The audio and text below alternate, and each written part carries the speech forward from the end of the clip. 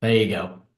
I know, genius that I am. Anyway, Sean, thank you very much for making the time today to speak. It's interesting because we're finding so many people in the US are thinking about leaving the US or having second, third, and fourth homes and places now that I live in Miami, closer to Miami, but yet a little bit of a break, which is why I'm so excited to talk to you about the Turks and Caicos because it's a place I love myself, but also I know that there are lots of opportunities, regardless of what your budget is, to have a beautiful home there.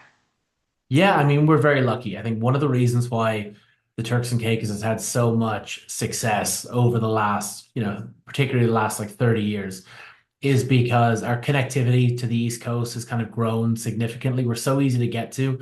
And for people who are buying, vacation homes, second, third, fourth homes, they want to be able to get here frequently and easily.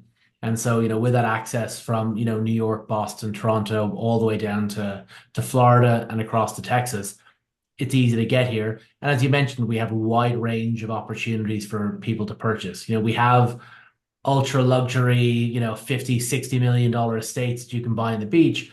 But we also have opportunities for people who are looking to purchase land or want to buy, condos that are under $1 million or under, in some cases, under half a million. So I think there's a wide variety. It's not a case that the market is only for a small sector of people. There's a lot of things that you can look at that are going to give your buyers an opportunity to have their little bit of paradise. Yeah, and it's so beautiful there. The one thing we were talking about a little bit before is all the different opportunities. Why are people coming there? If you could share a little bit, I know you said you don't have state tax and many other taxes. Would you share a bit about that, please? Yeah, of course. I mean, we're very lucky that, we have a tax system that's predominantly paid, through two things. One is a one-time purchase, property tax when you purchase called stamp duty, and the other is a hotel and tourism tax. So I think anytime you can have a tax model that is largely funded by other people who are coming into your country, it's always great. But we don't have any annual income tax. We don't have any annual property tax. There's no VAT like you have in other jurisdictions in the Mm. Caribbean, no capital gains tax, no corporation tax. So we're very, tax advantageous destination to be a part of. And one of the things that we see is that, particularly in the last couple of years, where people are looking to hedge investments against inflation, and other things like that, that, land purchases in the Turks and Caicos have been very popular because once you buy it, it doesn't cost you anything. The only cost of ownership is the opportunity cost of what you could do with the money if you sold it. So, I mean, I've had people who's, we have a public registered land system here, and I pulled registers before for people who bought in the 1970s, who, in some cases they passed away, and I've managed to track down their kids. And the kids say, "Oh, I knew my parents had bought somewhere in Turks and Caicos, but I didn't have the deed, and I didn't think there was ever anything we could do with it." And these are like they're sitting on $1.5, $2 million worth of property, that they didn't realize, they could get a hold of. And so, that's like there's some incredible stories of that. I mean, I have a customer I'm working with right now. Her and her husband used to own 2 acres of property that there used to be an office, a little desk in Miami Airport, and you could put a deposit down to buy land in the Turks and Caicos. And her boss, for her wedding present, put down the first deposit. And so she continued to pay for it. And I think they made their final payment in the 80s. And similarly, I was looking up, pieces of land, and I came across and I managed to track her down to Ohio. And we sold one of the pieces there. And then now we're in the process of subdividing the other one. We've one, under offer already, and we'll probably sell the next two kind of before our season is out. So, it's a great place for a long period of time to hold things. And the fact that we don't have any of those costs of ownership, during that period, I think makes it even more attractive. Is there is there something, if I was coming to buy land, is there something I need to know? Are there certain parcels we can't build on? What advice would you give to someone that did want to buy parcels of land there? I think, I mean, like everywhere, you do want to have a look at what the zoning is. I mean, we're very lucky that all of our property-based systems, whether it's the purchase process or zoning, are all very straightforward, right? Complexity doesn't tend to do very well in the Caribbean. And so, once you know that the zone that you're looking at, I mean, obviously, location is so important. What eventually a buyer might want to do with the property. Some sites are suitable for subdivision, and you can kind of add value to that. Um, and so those are things that I would be looking at. And then you also have to give consideration to how long you think you would want to hold on to it for, because the Turks and Caicos is made up of over 40 islands and keys, of which I think, seven are occupied. And, Providenciales is the island I live on. That's where most of our commercial infrastructure is located. It's where our international airport is. And so, for example, an acre of land on Grace Bay Beach is probably going to cost you somewhere in the region of $10 million now. Whereas you can get an acre of land on the beach in North Caicos, which is about a 20-minute ferry ride, a high-speed ferry from here, and you'll be paying less than $1 million for it over there. So it's about considering, okay, am I buying something that I think is going to increase in value significantly, or I'm going to add value to it in the next 5 years? Or is it something that I want to make an investment for my kids or my grandkids to have in the future, the same way people did here in Provo, in the 80s and the 90s? Are people able to finance there, or is everybody paying cash? The vast majority of our purchasers are still cash buyers. I think under 1.5 million, you typically get more people who are asking about financing, because they're more closely linked to their cash flow.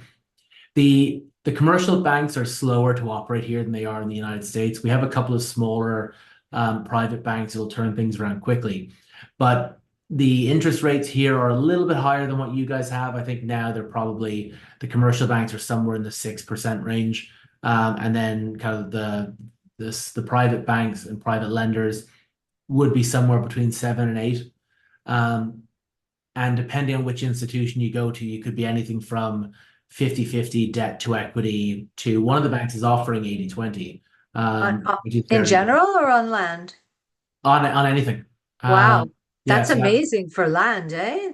no, it's a great opportunity. Like they particularly want to be, they want to be a higher value loans. So they're probably looking more at $1 million acquisitions, but they're in the market to get business, which is what we need. I think in the Caribbean as a whole, access to capital is a challenge. Not as much for buyers coming into the market, but for those of us who live here, being able to get onto the property ladder, being able to add value to properties, having access to the funds to be able to do that has been an historic challenge. But I think, we have a lot of buyers, particularly at the higher price points.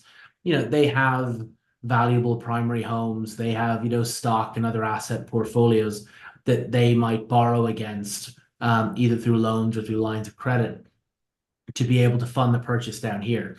And that benefits them in a couple of different ways. One is that the decision-making process is a lot faster. They're probably going to be able to get a better interest rate in the United States than they would down here.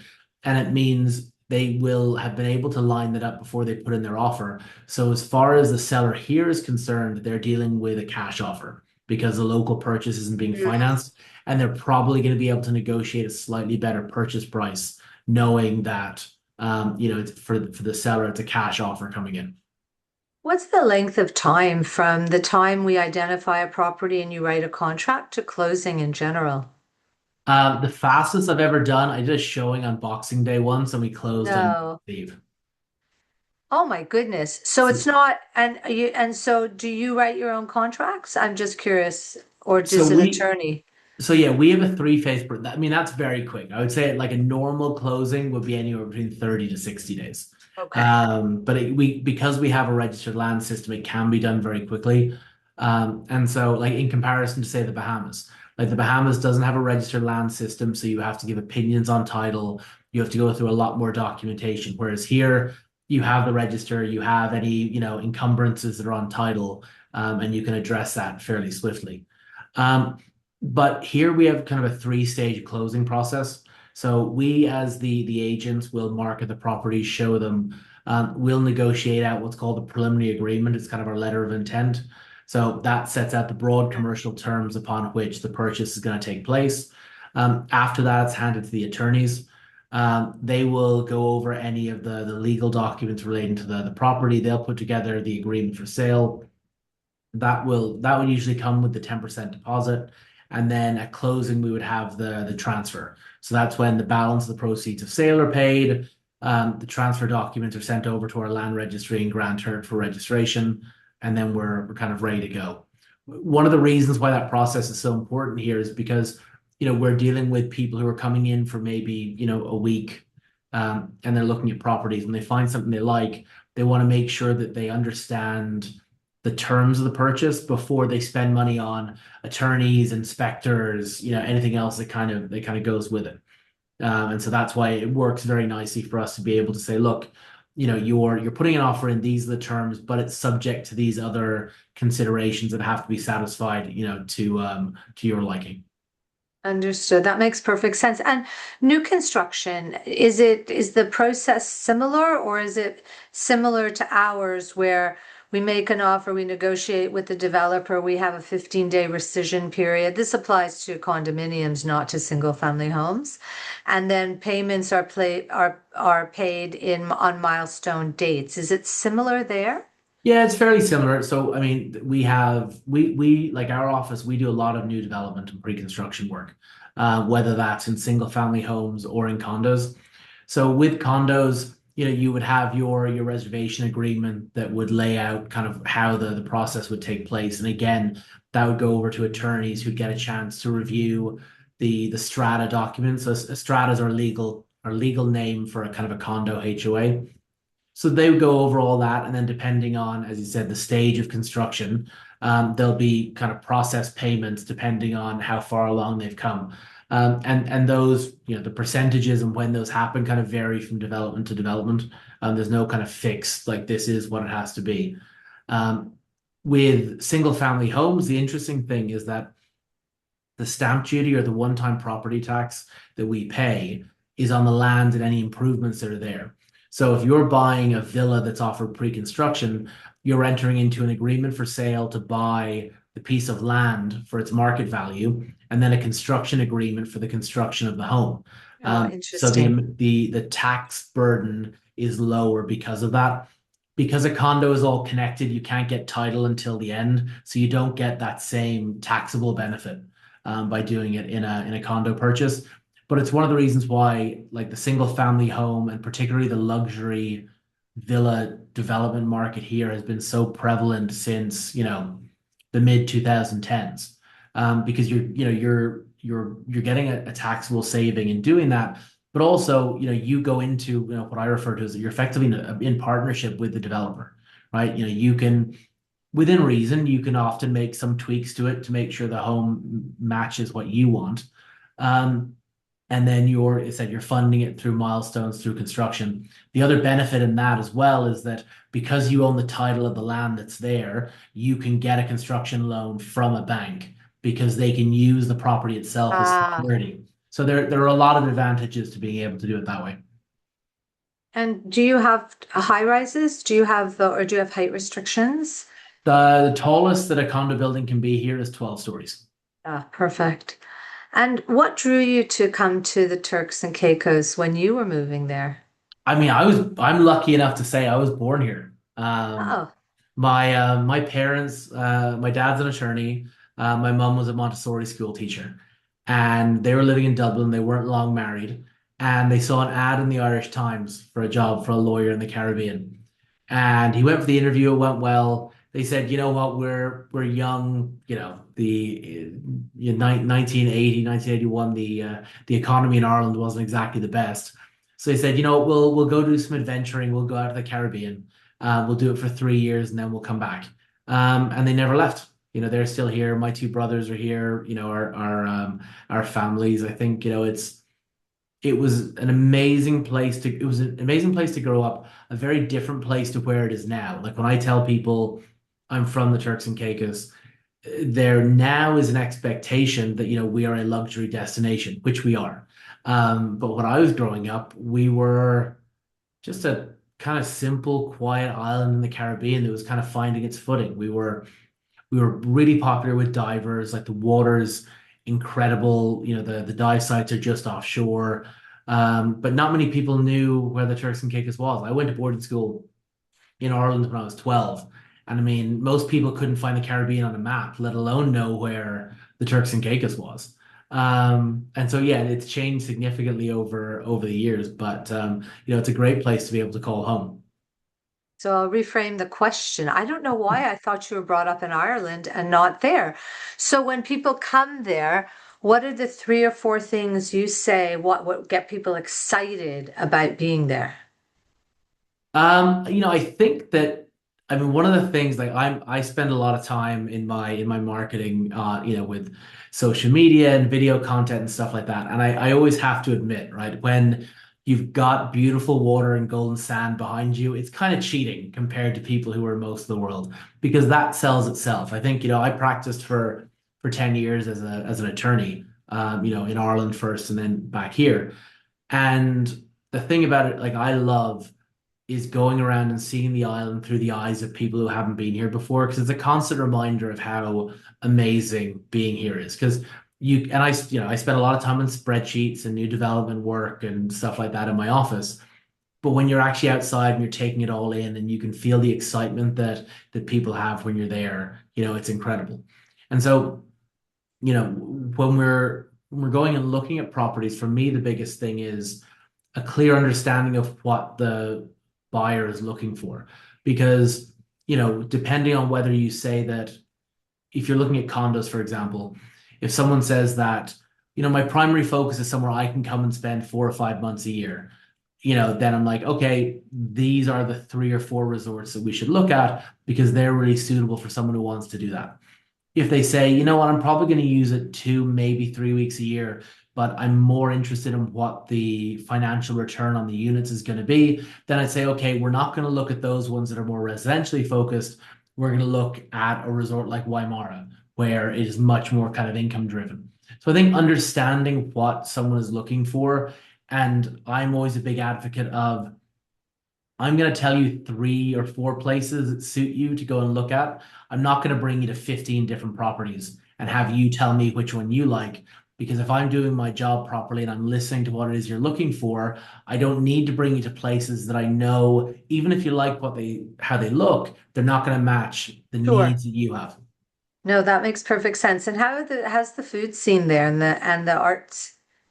Food's great. I mean, from an art perspective, I mean, our office, we do kind of 2 annual art walks each year, and we bring in, local artists to give them a chance to be able to showcase and sell their art, both in our office and then through some of the other art galleries. My mum actually owns an art gallery that's a short walk from our office. I love Um, that. and so that for us, like, we're very community driven. Our office kind of guidance on a lot of our marketing is that the first thing we want to do is try and incentivize people to come to the Turks and Caicos. And Hmm. you know what? If they happen to buy something amazing, and if they buy it with us, even better, right? But that's kind of the 3 ways in which we look at Sure. it, because we're everyone who I work with, we're all from here. We've all grown up here, and we have an incredible affinity for the island, and we recognize that we're advertising it not just for ourselves, but for the betterment of everybody who's here. Sure. Um, so I think, yeah, art, is a very important part of that. The food scene, we have an annual food and wine festival. Food tourism continues to grow every year, and I know, from talking to the restaurateurs and the resort owners and things like that, they're very clear that you can have all these amazing facilities and things that are around you, but the meals that you have are always something that help kind of draw you back as well. So I think it's important that people have a very well-rounded experience while they're on Uh, I can't wait to come and island. bring my friends and experience everything you are. Thank you very much for making the time today. I can't wait to share this video with all of my friends, my clients, my colleagues, and hopefully we'll be down to visit you very soon. No, absolutely. I mean, I'm definitely, and in particular, I said with the new developments and things that are happening here, I'd be very excited to bring you down to see Nava, which is the first luxury kosher resort in the Caribbean.